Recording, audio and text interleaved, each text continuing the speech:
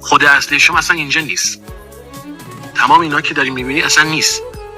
به نظر میاد هست. اینجوریه. اینقدر دور میزنی تو دنیا که بفهمی یه توهم بصریه، تو اومدی اینجا بیدار شی و اینجوری دوست دارم. حالا هر کسی توی زندگی در حال پاس یه درسیه، ولی در حقیقت هیچ هم در حال پاس هیچی نیست. یه کسی درسش اینه که مثلا 20 سال زحمت بکشه یه ماشین بخره آهن پاره. یکی درسش اینه ازدواج کنه، یکی درسش اینه ازدواج نکنه. هر کی دنبال یه چیزیه توی این دنیا. خب ولی راه مشترک همه یک مسیر هست. میگه انا لله و انا الیه راجعون.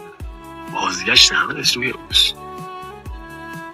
والاترین حرکتی که انجام میتونه بشه شناخت خودت. بس هر زمان شروع کنی به شناخت خودت، مردم همه چیزشون از دنیا التماسی طلب میکنن. کسایی که خودشونو میشناسن به دنیا قرض میدن. همه چیز درون شماست. خب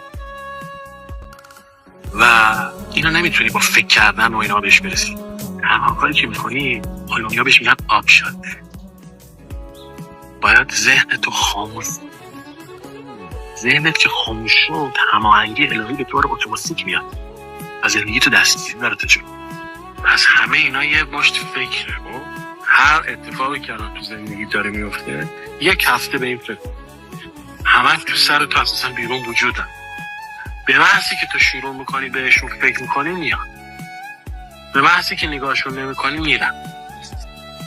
تو داری به همه چیزو از طریق ذهن میسازی. وقتی فکر بهشون نمیکنی نیستن. همین که تو نظرت میان هستن. خودتو گذاشتی سر کار. من باید بیارم اینجا با چوب بزنم. پس تو هستی که به اینا فکر میکنی، بهشون قدرت بدی، بزرگشون میکنی.